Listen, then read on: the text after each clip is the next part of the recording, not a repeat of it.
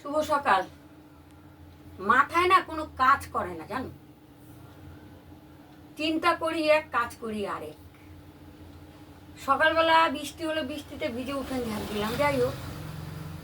তারপরে রোদ্র উঠলো, রোদ্র উঠে সব কাজকর্ম করলাম। এখন আবার মেঘ করেছে, ভাবলাম কি একটু গোবিন্দভোগ চালের ভুনা খিচুড়ি করব।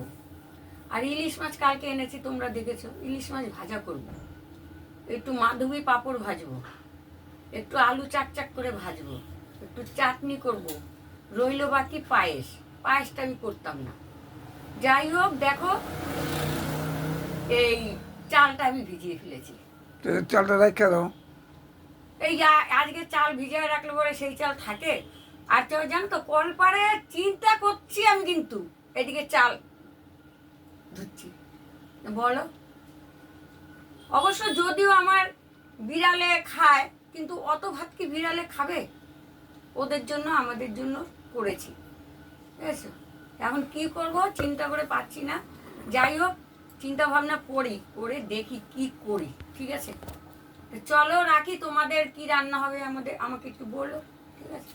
টাটা।